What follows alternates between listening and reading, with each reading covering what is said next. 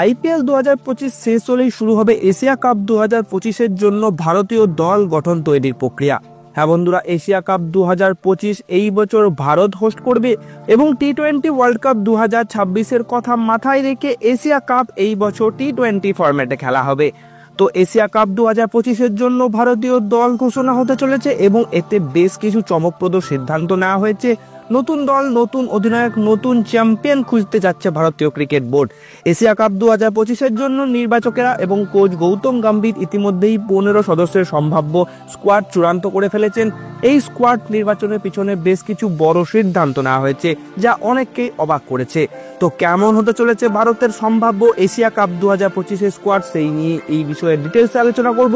তাই ভিডিওটি শেষ পর্যন্ত অবশ্যই দেখবেন। ক্রিকেট আইপিএল সংক্রান্ত সমস্ত আপডেট বাংলায় পেতে চ্যানেলটিকে সাবস্ক্রাইব করে পাশে থাকা বেল আইকনটি প্রেস করে দেবেন। তো বন্ধুরা, সর্ববৃহৎ সিদ্ধান্ত, সূর্যকুমার যাদব আর অধিনায়ক থাকবেন না। 2024 টি-20 বিশ্বকাপের পর থেকে সূর্যকুমার যাদব ভারতের টি-20 দলের নেতৃত্ব দিচ্ছিলেন, কিন্তু এশিয়া কাপ 2025-এর জন্য নির্বাচকেরা তাকে অধিনায়কত্ব থেকে সরিয়ে দিচ্ছেন। ম্যানেজমেন্ট মনে করছে সূর্যকুমার যাদব শুধুমাত্র একজন ভালো ব্যাটসম্যান হিসাবেই দলে থাকবেন, কারণ অধিনায়ক হওয়ার পর থেকে তার ব্যাট থেকে বড় রান আসেনি, এমনকি আইপিএলেও এখনো অবধি তেমনভাবে সফল হয়ে ওঠেননি। ফলে নতুন অধিনায়ক হিসাবে হার্দিক পান্ডিয়াকে দায়িত্ব দেওয়ার পরিকল্পনা করা হচ্ছে। তো তাহলে ভারতের সম্ভাব্য স্কোয়াড অর্থাৎ 15 সদস্যের দলের কথা বললে, এশিয়া কাপ 2025-এর জন্য ভারতের সম্ভাব্য 15 সদস্যের দল গঠন প্রায় নিশ্চিত। তবে আইপিএল এর পারফরমেন্সের উপর অনেক কিছু নির্ভর করছে চূড়ান্ত স্কোয়াড সবার সামনে প্রকাশ করা অবধি। তো ব্যাটসম্যান ও ওপেনার হিসাবে থাকছেন শুভমান গিল, ভারতের অন্যতম প্রতিভাবান ব্যাটসম্যান, যিনি সম্প্রতি চ্যাম্পিয়ন্স ট্রফিতে দুর্দান্ত ফর্মে ছিলেন। এছাড়াও থাকছেন অভিষেক শর্মা, আইপিএল শুরুর আগেই টি-20-তে দ্রুততম সেঞ্চুরি করেছেন। তাছাড়া 3 নম্বরে থাকবেন সূর্যকুমার যাদব, অধিনায়কত্ব হারালেও ব্যাটসম্যান হিসাবে তিনি 3 নম্বরে খেলবেন। আরও ব্যাটসম্যান হিসাবে থাকছেন তিলক বর্মা, একজন বিশেষজ্ঞ বাঁ-হাতি ব্যাটসম্যান, যিনি 4 নম্বরে ব্যাট করবেন। 5 নম্বরে থাকবেন সঞ্জু স্যামসন, তিনি মিডল অর্ডারে ব্যাট করবেন এবং উইকেট কিপিং সামলাবেন। অলরাউন্ডার ও বোলিং অপশনের কথা বললে 6 নম্বরে থাকবেন হার্দিক পান্ডিয়া, যিনি নতুন অধিনায়ক হতে পারেন। অধিনায়কত্বের দায়িত্ব পাওয়ার প্রবল সম্ভাবনা রয়েছে। 7 নম্বরে থাকবেন অক্ষর প্যাটেল, অলরাউন্ডার হিসেবে গুরুত্বপূর্ণ ভূমিকা পালন করবেন। এছাড়াও থাকছেন ওয়াশিংটন সুন্দর, বোলিং ব্যাটিং 2 বিভাগে কার্যকর ভূমিকা রাখবেন।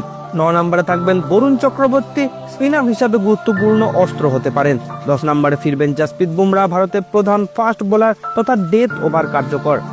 এবং 11 নম্বরে থাকবেন অর্শদীপ সিং, বাঁহাতি ফাস্ট বোলার, টি-20 কার্যকর বোলার হিসাবে পরিচিত। এছাড়াও বন্ধুরা, অতিরিক্ত খেলোয়াড় অর্থাৎ স্ট্যান্ড বাই প্লেয়ারদের কথা বললে 12 নম্বরে থাকবেন কুলদীপ যাদব, লেগ স্পিনার, যাকে দলের একটি গুরুত্বপূর্ণ অস্ত্র হিসাবে দেখা হচ্ছে। 13 নম্বরে থাকবেন ঈশান কিষান, উইকেট কিপার ব্যাটসম্যান হিসাবে বিবেচনায় থাকছেন।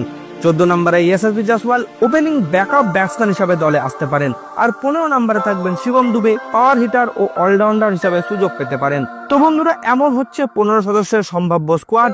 ঋষভ পান্ট ও ঋতুরাজ গায়কোয়াড় থাকছেন না। নির্বাচকরা মনে করছেন দলে অনেক উইকেট কিপার ব্যাটসম্যান নেওয়ার দরকার নেই, তাই ঋষভ পান্ট, যিনি একবারেই ফর্মে নেই, তিনি থাকছেন না।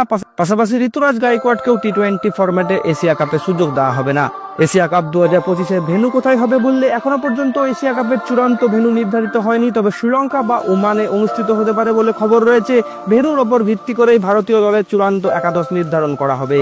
আইপিএল 2025-এর পারফরমেন্স অত্যন্ত গুরুত্বপূর্ণ হবে।